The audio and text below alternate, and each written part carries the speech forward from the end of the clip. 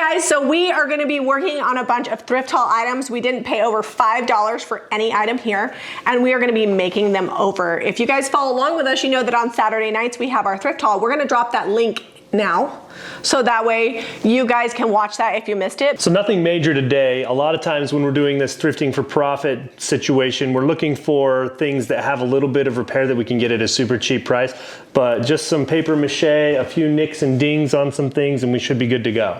Let's get started. My next step is to kind of break out things based off of what needs done. These are already salt washed, so they are ready for paint. So they'll go over to the side for now. This, I feel like needs some salt wash, even though somebody already put some texture on here. So we're gonna do that. And this is gonna get molds on it. That takes a while to dry. We're gonna salt wash this piece and this piece. And then everything else is gonna get painted. And then we have a little Zeb section. In Zeb's section, I need him to pour some resin for these. This just needs an IOD transfer on it, so one of us can do it. And then he's gonna repair the antlers on this deer, and then this is his rhino, and all he has to do is wax it. We're gonna make our salt wash up first. Whatever I don't use today, I'll put the lid on really tight, and usually it's still good for another week or so, as long as you keep it airtight. Another trick is to, if you have mixed up salt wash with the lid on, is to also put it in a Ziploc bag, and that'll keep it fresher longer. You can pick up the products that you're gonna see us use today at JamiRayVintage.com. So you just mix it up. I like to use like a disposable spoon or whatever, but paint stick works too. I may have overfilled this. It's a little more. It's kind of like when you're making a cake and turn the mixer on and it gets everywhere. I can't win today. I wasn't ready. Okay, now. Okay, so I'm just gonna use a stippling motion with my Klingon brush here to add texture. This is for a couple things. One, because we really wanna make this look old, but also two, it broke like right here and we gotta cover that up. So if we cover it up with salt wash, nobody will ever see that crack. These ones already have salt wash, but I really want a chunky aged look. So I'm coming back with a second layer and just hitting a few areas. I've got amazing casting resin, equal parts side A and side B. I'm gonna just measure them out real fast here and then mix them together well. So when you start mixing them together, the mixture is gonna go cloudy, and you mix together till it's about clear. Usually takes about 30 to 60 seconds, and then that's when you know it's ready to go. Pour them in together. I'm not worried about bubbles or anything like that. I gotta stir them in there and get them all frothy, so no big deal on that. And then some of these cameos, we're just gonna pour them to fit on the top of these 5 little jars. We're gonna glue those down with construction adhesive in a minute. Okay, 1, 2, 3, 4, need one more, but these are all a little too big. My resin's gonna start turning, so I think I'm gonna pour a clock for good measure. All right, you can see the resin drying, including my over pour here. I'm gonna pop those out in a minute. They're already hard to the touch, so they're pretty much ready. I've just got some paper strips in my paper mache. The way I made this paper mache mixture is it's 1 part flour to 4 parts hot water, and then I just added some Titebond 2 wood glue until I felt like I had enough in there on the repair here, because I've got these spindly pieces. These antlers are not very strong and they're the weakest link, so I'm going to be making sure that those are nice and tight.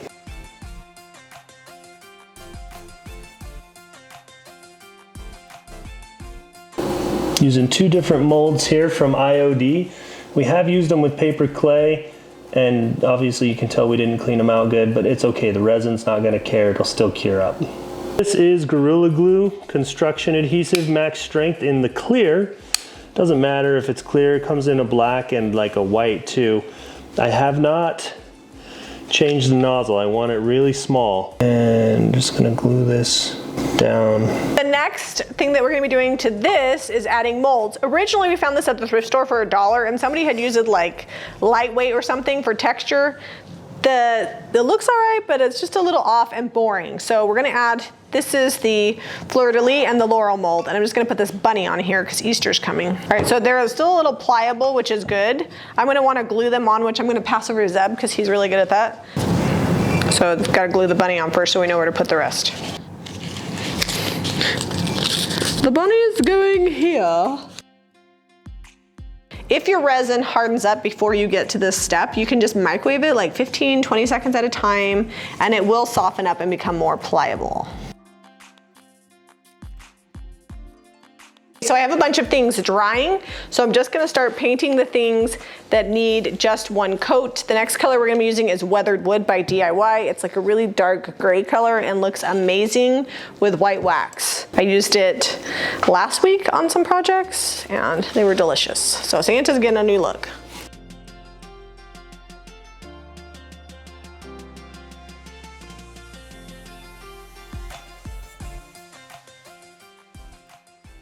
Now that I've got my weathered wood out, I've got my single coat items drying, and I'm gonna add an extra layer to these salt wash items before my final layer, which I think I'm gonna do milk paint, something like that.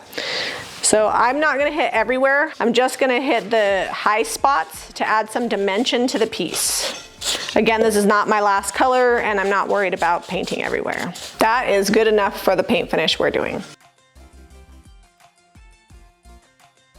While these are all drying, I'm gonna start working on my little bottles. And really, I just need the lids.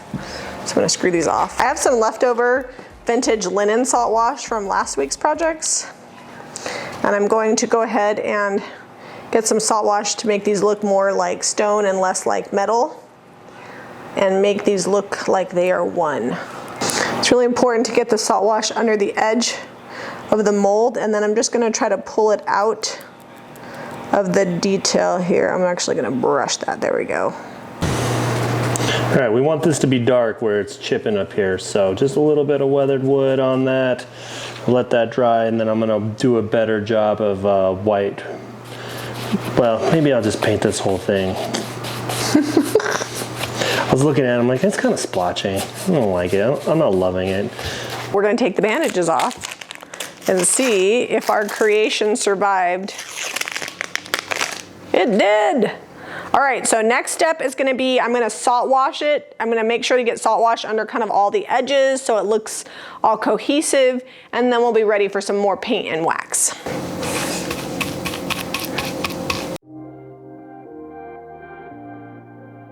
It's really thick. Yep, well, the edges are really, there's a lot of gap. Don't you worry about it.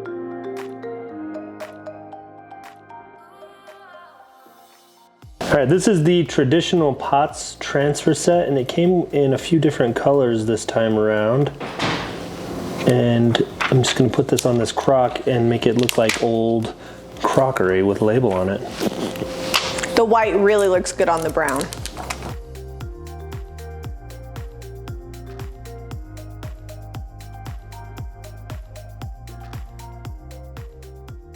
These pieces here are gonna get milk paint over the top of them. I have already mixed up some Sweet Pickins milk paint and flour sack, and they're just gonna get a good all over coat.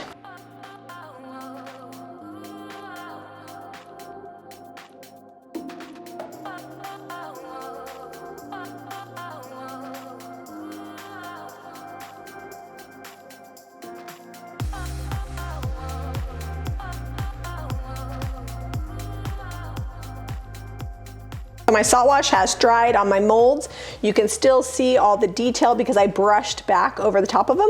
And I'm gonna go ahead and put some white milk paint over the top.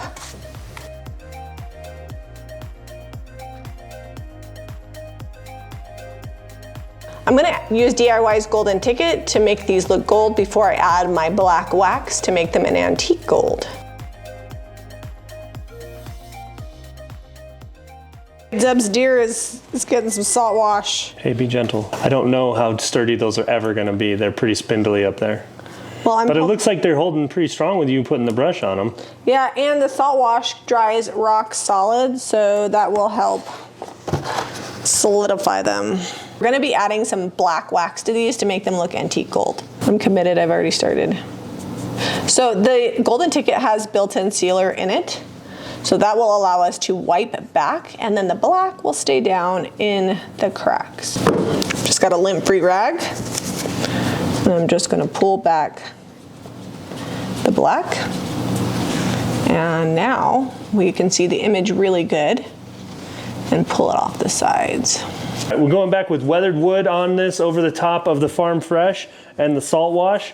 And then we're gonna do the white wax like we love to do. And this paper mache deer will look more like it's cement, even though it only weighs like 1/4 of a pound.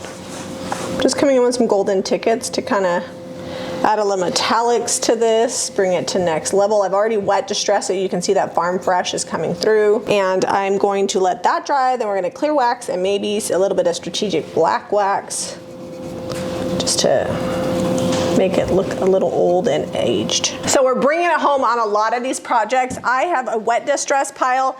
Zeb has a white wax pile. We're gonna really work on getting these done because the day seems like it's run long.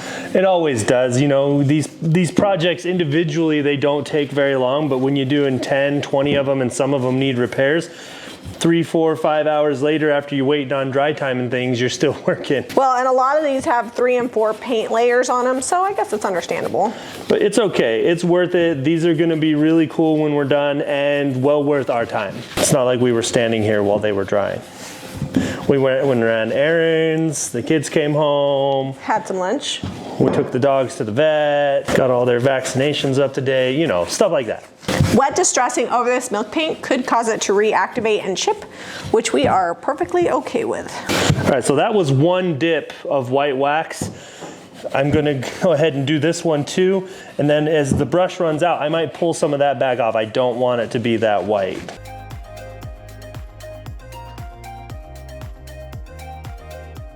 This is a dry rag and just wiping back the excess wax, trying to hit all the high spots so that the white wax sits down in below and brings out the detail. I'm just bringing back the wings for this candlestick that I bought. I'm like, you bought it and I thought it was weird.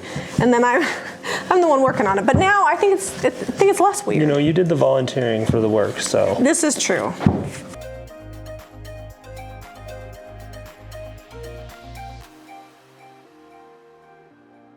The maybe last step on all of my white stuff is to clear wax it. Sometimes I clear wax it and then I come back and I'll add like black wax or dark wax or gold wax.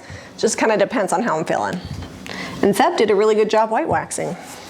Yeah, it doesn't take long. You wipe it on, you wipe it off, you walk away. I'm using Sweet Pickens beeswax to seal these with. We get the big industrial size tubs because we're retailers, but it's a really great all natural wax. You could also use, so good. It does smell good. You could also use DIY clear wax, would also work really well.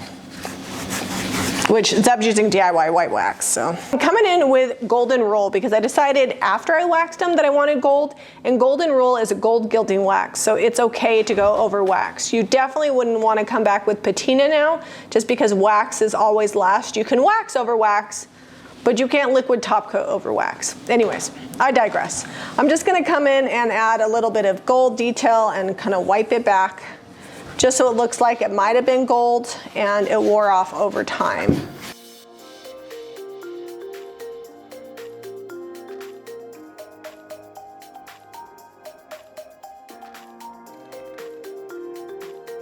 Because I already clear waxed this, it gives me a little bit of control and it won't be like too crazy gold.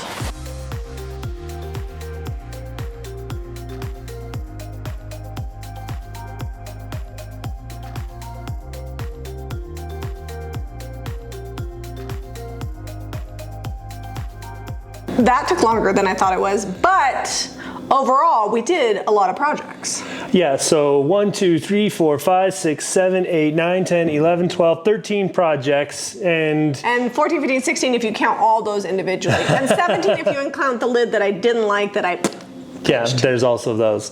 We wound up using salt wash, DIY paint, milk paint, white wax, clear wax, black wax, gold wax, and golden patina. And I feel like the name of the game is if you want it to look old and grungy and decrepit, you gotta layer on all of the things. We're gonna show some close-ups of all of these items, so stick around for that. If you wanna transform your own thrift store finds, be sure to visit JamiRayVintage.com. A few of these haven't sold, so I'll update the pictures and post those in the link below. If you like this video, be sure to give us a thumbs up and subscribe to Jami Ray Vintage for more DIY. If you're curious, we purchased all of these items before upcycling them for $26.50, and we're going to be selling them for $251 after we did the painting and repairs to these pieces. All but 3 of these pieces have already sold by the time this video aired.